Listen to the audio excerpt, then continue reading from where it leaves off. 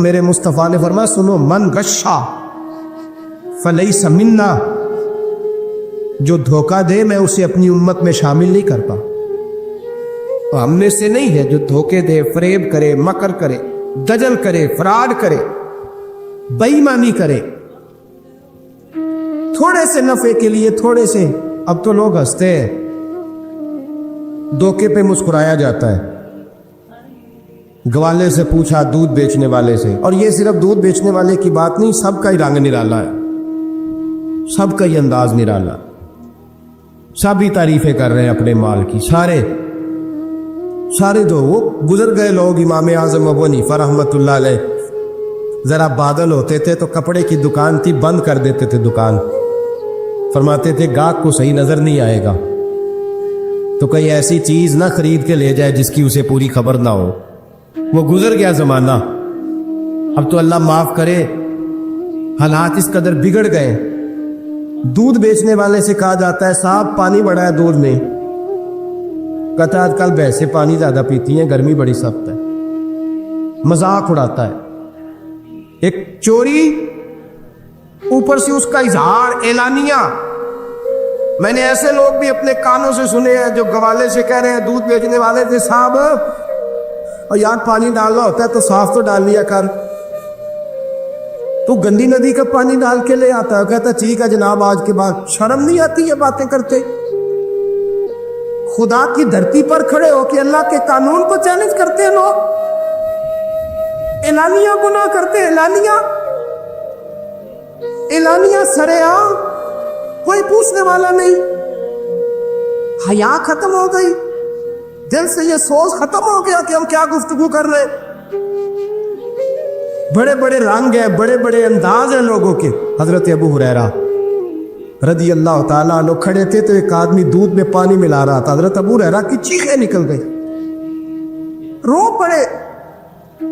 لوگ کٹھے ہوئے کہنے لگے حضور آپ تو کیا ہوا؟ وہ پانی ملانے والا بھی آ گیا. حضور آپ کیوں رو رہے ہیں؟ فرمایا قیامت کے دن تجھے جو سزا ملے گی وہ سزا یاد کر کے میری آنکھوں میں آنسو آ گئے. تجھے جو سزا ملے گی میری آنکھوں میں آنسو آ گئے. حضور کیا سزا ملے گی؟ حضرت ابو ہریرہ رضی اللہ تعالیٰ عنہ فرماتے ہیں یہ دودھ رب تیرے سامنے رکھے گا اور تجھ سے اللہ فرمائے گا چل اس سے پانی علیحدہ کر. اللہ تجھے سزا دے گا. میں ایک شخص کی مثال دے رہا ہوں لیکن اس سے مراد صرف گوالا نہیں، یہ بات بڑی دور تک جاتی ہے، بڑی دور تک جاتی ہے، بڑی دور تک. یہاں جس کے ہاں سے دودھ خریدا جاتا ہے وہ تو جب بھینس کا دودھ دھونے لگتا ہے تو پہلے ہی پانی رکھ لیتا ہے، اللہ ماشاء اللہ. یہ کئی گھروں سے نقص واقع ہو کے آتا ہے، ایک جگہ پہ نہیں ہے. یہ بڑی دور تک حالات بگڑے ہوئے ہیں. حضرت ابو ہریرہ فرمانے لگے رب کریم قیامت کے دن تجھ سے فرمائے گا چل علیحدہ کر، دودھ سے پانی بتا کر لے گا. کہنے لگا حضور ڈالا تو جا سکتا ہے، نکالا نہیں جا سکتا. فرمانے لگے پھر تیرا دوزخ سے نکلنا بھی مشکل ہے. تو دے بچوں کو کما کے کھلا، موج کر. اب تو یہاں تک تماشا لگ گیا ہے. میں ایک رپورٹ پڑھ رہا تھا کراچی میں ایسی بھی دکانیں پکڑی گورنمنٹ نے کہ جہاں دودھ کے اندر کیمیکل ملایا جاتا ہے گاڑھا کرنے کے لیے، اور اس کیمیکل نقصان یہ ہے اس کیمیکل کا کہ وہ کینسر کا باعث بن جاتا.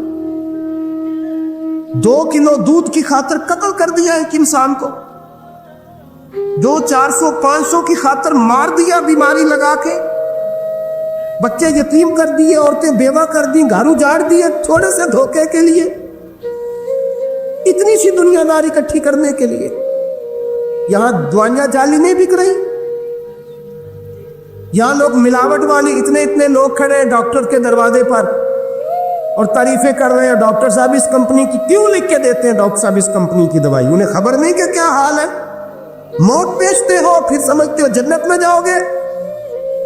ام حسبتم ان تدخلوا الجنہ، اتنا آسان سمجھ لیا لوگوں نے.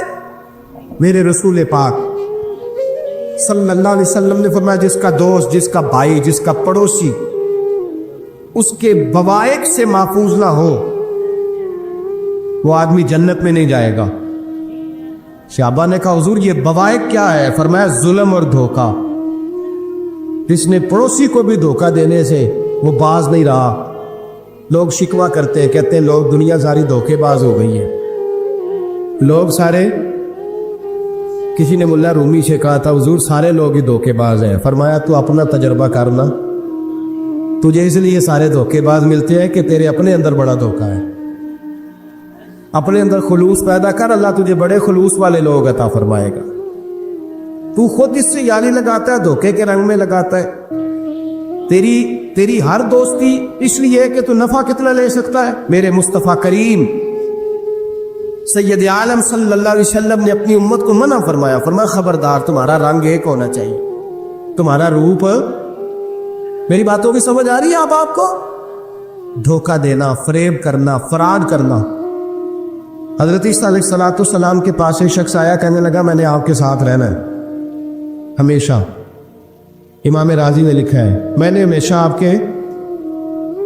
آپ فرمانے لگے میں ضرور ساتھ رکھوں گا پر دنیا داری کا مطالبہ نہ کرنا۔ جی تو اس پیر دے بندے کی مرید ہو، جدے مرید ہو یا دکان ہی نہ چمکے، کیا مطلب ہوا بیعت ہونے سے؟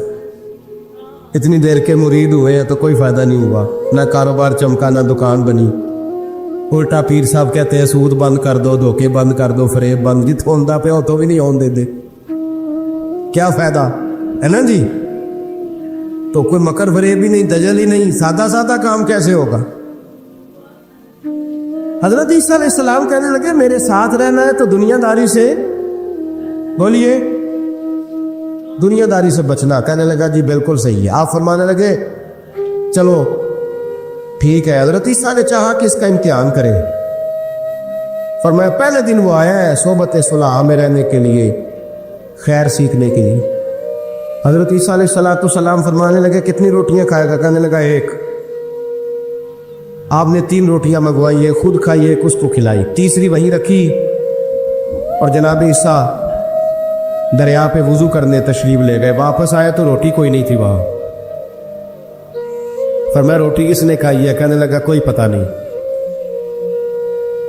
جناب عیسیٰ علیہ السلام نے نا اس کو معجزہ دکھایا۔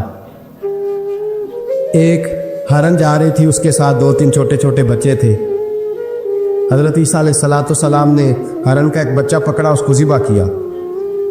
ہرن بھی کھڑی ہو گئی، باقی بچے بھی کھڑے ہو گئے، ذبح کیا اور ذبح کر کے اس کا گوشت بھونا، اس کو بھی کھلایا، خود بھی اتنا کھایا کہ سیر ہو گئے، ڈکار آنے لگے۔ فرمایا کھایا ہے نا تم نے؟ لگا حضور کھایا ہے۔ فرمایا پیٹ میں بھی ہے؟ کہا ہے۔ ہرن کے بچے کی ہڈیاں پڑی ہوئی تھی، جناب عیسیٰ نے ساری ہڈیاں اکٹھی کر کے فرمایا کم باذن اللہ، اللہ کے حکم سے کھڑا ہو جا۔ وہ ہرن کا بچہ پھر زندہ ہو گیا۔ آپ فرمانے لگے ہرن کے بچے کا گوشت تیرے پیٹ میں بھی ہے، میرے پیٹ میں بچہ وہ جا رہا ہے، اب تو بتا دے روٹی کس نے کھائی ہے؟ اب تو بتا دے۔ کہنا جی کوئی پتہ نہیں، مجھے پتا۔ حضرت عیسیٰ علیہ السلام اس کو ساتھ لے گئے، دریا کے اس پار جانا تھا۔ فرمایا ہاتھ پکڑا چلو گزرو۔ دریا میں پیر رکھا، اس کا بھی اپنا بھی۔ کہنے لگا جی ڈوب جاؤں گا۔ فرمایا تو میرے ساتھ ہے، تجھے معجزہ دکھانا ہے، اللہ کی قدرت دکھانی ہے۔ پیر رکھا دریا میں، پیدل چلتے ہوئے دوسرے کنارے چلے گئے، کوئی ڈوبا نہیں، پیر بھیگا نہیں۔ فرمایا اتنی بڑی تو نے معجزہ دیکھا، اب تو بتا دے روٹی کس نے کھائی ہے؟ کہنے لگا جی پتا، مجھے خبر، اللہ کے ساتھ سارا ہی پتا ہوتا ہے، پتا نہیں مجھے، بولے بن جاتے ہیں نا منٹ میں۔ حضرت عیسیٰ کہنے لگے میں اللہ کا پیغمبر ہوں، مجھے منوانا آتا ہے۔ دریا کے اس پار گئے تو ریت تھی، صحرا کا علاقہ تھا۔ جناب عیسیٰ نے ریت کٹی کی، چھوٹی چھوٹی ڈھیریاں لگائیں، 3 ڈھیر ریت کے لگ گئے۔ 3 ڈھیر، جب 3 ڈھیر لگ گئے تو جناب عیسیٰ علیہ السلام نے پھونک ماری، وہ ساری کی ساری ریت سونا بن گئی۔ حضرت عیسیٰ علیہ السلام کہنے لگے یہ 3 حصے ہیں سونے کے، ایک حصہ میرا ہے، ایک تیرا ہے۔ اور تیسرا اس کا جس نے تیسری روٹی کھائی ہے. کہنے لگا جی میں نے ہی کھائی ہے. تیسرا حصہ اس کا جس نے تیسری روٹی کھائی. کہنے لگا جی روٹی. فوراً مان گیا بے قدرہ کچھ قدر نہ جاتی کیتی خوب تسلی ہو اے دنیا دار پجاری زردے کتیاں دے گل ٹلی ہو. میں نہیں کھائی ہے. وہ میاں صاحب کمال کر گئے. وہ ایک شخص لے گیا میاں محمد بخش علیہ رحمہ کو تانگے پہ بٹھا کے کہنے لگا یہ پہلی بھی میری وہ بھی میری وہ باغ بھی میرا یہ میرے چاچے کی وہ میرے تائے کی یہ میرے دادے کی بڑے مالدار ہیں. آپ فرمانے لگے چل چھوڑ کوئی اور بات بھی کر. نہیں جی نہیں وہ فلانی شے بھی میری. آپ فرمانے لگے یہ بتا تجھ سے پہلے کس کی تھی؟ کہنے لگا فلانے سے خریدی ہے. فرمایا اس سے پہلے کس کی تھی؟ چپ کر گیا. آپ فرمانے لگے دانش مندہ نہ کم نہ ہی دل دنیا نہ لاڑا اس ووٹی کئی خامن کیتے جو کیتا سو کھانا. چور اس کی بات نہ سنا اس کا تو کبھی کوئی مالک ہوتا ہے کبھی کوئی ہوتا ہے. کہنے لگا جی میں نے ہی کھائی ہے روٹی. تو حضرت عیسیٰ کہنے لگے تو نے ظلم کیا. نبی کی صحبت پر تو نے ایک روٹی کو فقیت دی ایک روٹی اور مجھے دھوکہ دیا اللہ کے پیغمبر کو. فرمایا جا میں نے مال کا کیا کرنا ہے سارا ہی سونا تیرا ہے 3 ڈھیریاں تو ہی رکھ لے. حضرت عیسیٰ کہہ کے گزرے تو پیچھے سے ڈاکو آ گئے. تلواریں ہاتھ میں 2 ڈاکو سونا پڑا ہوا دیکھا. کہنے لگے تیرا ہے کہ میرا ہے؟ کہ اٹھ دوڑ جا تجھے قتل کر دیں گے. منت کرنے لگا. کہنے لگا یار اس طرح کرو نا بانٹ کے کھاتے ہیں بانٹ کے کھا لیتے. بات طے ہو گئی. ایک ایک ڈھیری کے مالک ہو گئے. اب وہ بات چیت ہونے لگی. نام پتہ واقفیت ہو گئی تعارف ہو گیا. اب وہ جو 2 ڈاکو تھے ان کو وہ شخص کہنے لگا بھوک لگی ہے یار کو روٹی کھاؤ. کچھ پیسے دے کے ایک کو بھیجا. وہ جو 2 ڈاکو تھے ان میں سے جو کمزور تھا اس کو بھیجا کہ جاؤ کھانا لے کے آؤ. وہ کھانا لینے گیا تو پیچھے سے کہنے لگا تیرا رشتہ دار ہے؟ کہا نہیں. کو تعلق؟ کہنے لگا کوئی نہیں. آدھا حصہ کیوں دیتے ہو؟ کہنے لگے کمزور سا بندہ ہے روٹی شوٹی لا دیتا ہے میرے کام شام کرتا ہے تو میں اس کو آدھا. اس نے کہا دفع کرو چھوٹے چھوٹے کام کرتا ہے تم آدھا حصہ دیتے ہو. آتا تو پکڑ کے قتل کر دیتے ہیں سونا آدھا آدھا بانٹیں گے. ٹھیک ہو گیا جی. وہ جو روٹی لینے گیا تھا وہ بھی کہنے لگا مجھے تو نوکر سمجھا ہوا ہے نا. کھانے میں لاؤں پانی میں لاؤں بستر میں بچھاؤں. آج اتنا سونا ہاتھ آیا بڑا ڈاکہ لگا ان کو قتل کرتا ہوں نا دونوں کو تو سونا میں قبضے میں کرتا ہوں. اس نے بھی دھوکہ دینے کا ارادہ کیا. کھانے میں زہر ملایا. امام راضی فرماتے ہیں وہ زہر ملا کھانا لے کے پہنچا. روٹی رکھی تھی. ان دونوں نے یک بارگی حملہ کیا. اسے قتل کر دیا. قتل کر کے لاش دریا میں پھینکی. مست ہو کے کھانے لگے. جب سیر ہوئے تو پھر پیٹ کٹنے لگا. انتڑیاں ٹوٹنے لگی. ناک منہ کان ہر چیز سے خون نکلنے لگا. چیخے مارتے کوئی سارا سونا لے لے ہمیں بچا لے سارا کچھ لے لے جان بخش دے. رونے لگے تڑپنے لگے. لیکن اب کوئی بچانے نہیں آیا. کوئی داد رسی کو نہ آیا. 3 لاشیں ایک دریا میں دوسری وہاں مر گئے مردہ ہو گئے. حضرت عیسیٰ علیہ السلام چند گھنٹوں کے بعد گزرے تو لوگوں نے کہا حضور یہ کیا ہے؟ فرمایا دنیا داری کا انجام لالچ کا انجام دھوکے کا انجام فریب کا انجام. او بھائی بیماری لگ گئی سیٹ صاحب کو مالدار صاحب کو چودھری صاحب بیمار ہو گئے. کروڑوں روپیہ پڑا تجوری میں لیکن شفا کبھی خریدی نہیں جا سکتی. ساری زندگی شفا رہی اور اچانک پتہ چلا ہے کہ ذرا تھوڑی شوگر ہو گئی. اتنی مایوسی جس نے ساری عمر شفائیں دی ہے. راضی رہنا چاہیے. اس کے کرم کی طرف توجہ اس کی عطا کی طرف توجہ اس کے فضل کی طرف ذہن. اپنے کریم رب کے ساتھ انسان کا اس طرح کا معاملہ کہ وہ کرم ہی کرے گا، وہ رحم ہی کرے گا، وہ عطائیں ہی فرمائے گا. اور کریم جب غالب آتا ہے نا تو کرم ہی کرتا ہے. بھائیو یاد رکھیے گا اور سمجھیے گا، اپنی توجہ ہر وقت اپنے مالک کے کرم کی طرف رکھیں، ہر وقت اللہ کی عطا کی طرف. یہ جو مایوس لوگ پھرتے ہیں نا اور مایوس باتیں کرتے ہیں، اور یہ جو کہتے ہیں کہ میں بڑا تھک گیا ہوں اور میں بڑا تانگ آ گیا ہوں اور اب مجھے لگتا ہے کہ یہ چیزیں میرے کنٹرول میں نہیں آئیں گی، اور حضرت میں نے بڑی کوشش کی، جو قدم آگے لے جاتا ہوں وہی میرا پیچھے ہوتا ہے. اور بعض کہتے ہیں جی میرے ساتھ ہی ایسا کیوں ہوتا ہے، آخر میں ہی ساری زندگی اس طرح کیوں ہوں، فلاں جگہ بھی ناکام ہوا، فلاں جگہ بھی. او میرے بھائی، جس طرح کا انسان گمان کرتا ہے رب بھی اسی طرح کا معاملہ فرماتا ہے. تیری طبیعت ہی نہیں بن پا رہی کہ تو رحمت کی طرف متوجہ ہو، تیرا خیال ہی نہیں بن پا رہا کہ اس کے کرم اور عطا کی طرف تیرا دھیان جائے. تو نے اپنے اوپر مایوسیاں پوری طرح طاری کر لی ہے. بندہ مومن کبھی اپنے رب سے مایوس ہو سکتا؟ اس کی توجہ ہر وقت اس کے کرم کی طرف رہتی، اس کی توجہ ہر وقت اس کی عطا کی طرف رہتی. لیکن اب بعض لوگوں پر یکدم کرم آیا، چھایا. صحابی رسول ہیں، ولیوں سے، غوثوں سے، کتبوں سے، ابدالوں سے، تمام تابعین سے، محدثین سے، مفسرین سے افضل ہیں. لیکن صحابی کتنی دیر کے ہیں؟ شاید 2 گھنٹے کے صحابی، 2 گھنٹے کے. ادھر آئے ہیں، ادھر کلمہ پڑھا ہے، ساتھ ہی جہاد کیا ہے، ساتھ ہی شہادت ملی ہے. صحابی 2 گھنٹوں کے ہیں، صحابی 2 گھنٹوں کے ہیں. لیکن تمام مفسرین، محدثین، اولیاء، صوفیاء کے امام ہیں. کیوں؟ اس لیے کہ کرم کرنے والا کرم کرتا ہے. اس نے جاتے جاتے ایسا کرم کیا ہے کہ 2 گھنٹے کے اندر اٹھا کے امت کا امام بنا دیا ہے. یہ تو رحمت کی برکہ ہے، یہ کسی وقت بھی برس جائے گی.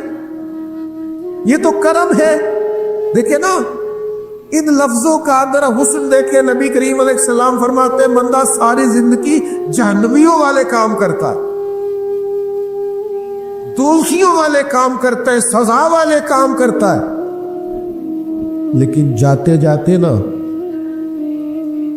کوئی ایسا جملہ بول دیتا ہے آخر میں کہ اس کی ایک بات کی وجہ سے نا اللہ اس کے لیے جنت کا فیصلہ فرما دیتا ہے. ایک بہت بڑا ظالم گزرا ہے تاریخ اسلام میں، بڑا ظالم تھا، اس کا ظلم بہت زیادہ تھا. لیکن حضرت انس بن مالک فرمایا کرتے تھے یہ اس کی ایک بات بڑی مجھے عجیب لگتی ہے. اس نے آخر میں ایک جملہ کہا تھا، ظالم بڑا تھا، اس نے آخر میں ایک جملہ کہا تھا. اس نے کہا تھا مالک میں نے ظلم کیے پر میں شرمندہ بڑا ہوں، اور یہ لوگ مجھ سے کہتے ہیں کہ میرے گناہ تیری رحمت سے زیادہ ہیں. مجھے بتا میرے گناہ تیرے کرم سے زیادہ تو نہیں؟ حضرت انس بن مالک فرماتے اس کی بات سن کر میرے دل کو چوٹ لگی. مجھے یوں لگا اس نے منا لینا ہے رب کے کرم کو. او میرے بھائی، اللہ کی عطا سے زیادہ تو نہیں، اس کے فضل سے زیادہ تو نہیں. رسول اللہ صلی اللہ تعالی علیہ وسلم فرماتے ہیں کہ رب فرماتے اگر میرے بندہ اتنے گناہ کرے کہ اس کے گناہ آسمان تک پہنچ جائیں، یا اتنے گناہ کرے کہ زمین کی تہ تک پہنچ جائے، اور پھر وہ آ کے اپنے کریم رب کے حضور معافی مانگے سچے دل سے، تو اللہ پھر بھی اسے معاف فرما دے گا. شرط اتنی ہے کہ تو آتا ہی نہیں، تو معافی مانگتا ہی نہیں، تو پھر بھی لوگوں کو مناتا ہے، اسے مناتا ہی نہیں جسے منانا چاہیے.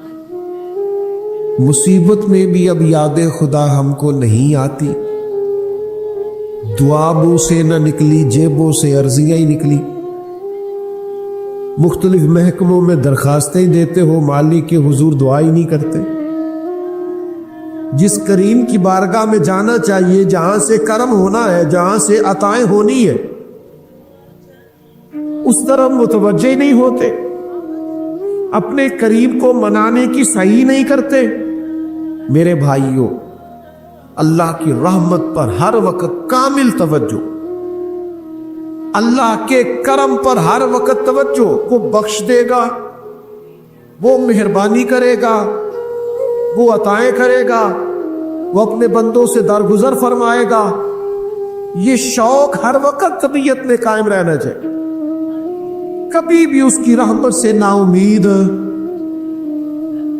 नौजवानों से बिलखुसूस कहूंगा,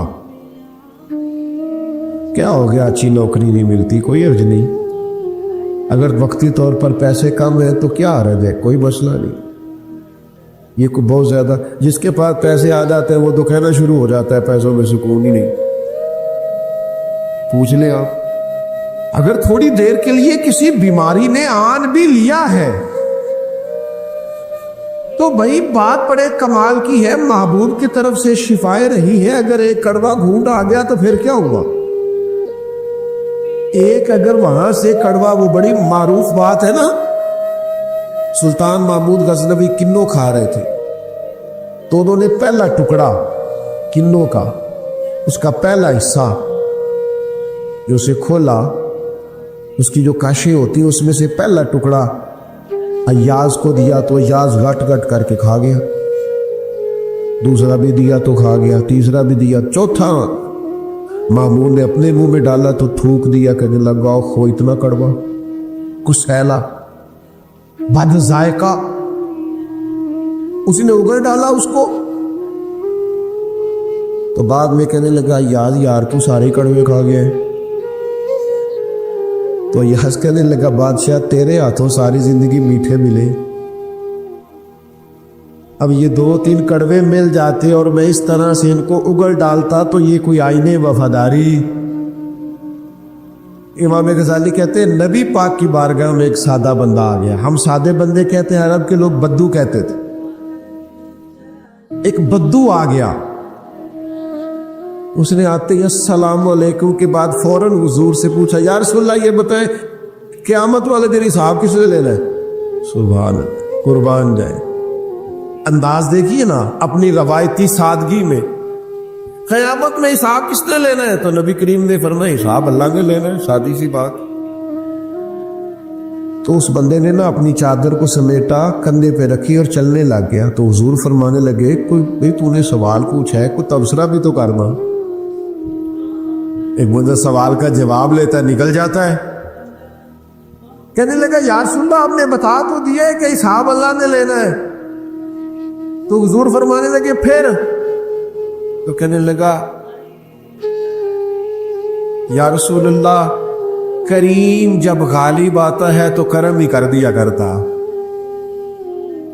इसका तर्जुमा अपनी जुबान में करूं, अपनी बोली में करूं। वो हुजूर की बारगाह में अर्ज करने लगा या रसूलल्लाह, जे अल्लाह ने हिसाब लेना फिर खैर है। कहने लगा या रसूलल्लाह, करीम जब गालिब आता है तो करम ही करता है। कुर्बान जाऊं हुजूर की उस मुकद्दस जुबान पर, वो दहन जिसकी हर बात वही है खुदा। करीम बोले और बोल के फरमाने लगे, बंदा सादा था, बात कितनी बड़ी कर गया है, खुदा की रहमत की तरफ मुतवज्जे कर गया लोगों को, क्या बड़ी बात बयान कर गया। करीम जब गालिब आता है तो हमने ये देखा है कि क्लासरूम्स के अंदर जो असातिज़ा कुछ मिजाज के सख्त होते थे, उनके तलबा से अगर कोई कोताही किसी वक्त सरजद हो जाती तो उन बच्चों का वजूद गर्मियों में भी इस तरह कांपता जैसे सर्दियों के ठिठुरते मौसम में कांपता है कि मुझे अब सजा मिलेगी। इनको तो पता चल गया है मेरी गलती निकल आई। ये तसव्वुर इंसान के रोंगटे खड़े कर देता, लेकिन अगर वही उस्ताद या वही वालिद आते ही बच्चे के सर पे दस्ते शफकत रखे और कहे बेटा कोई बात नहीं, छोटों से गलतियां हो ही जाती,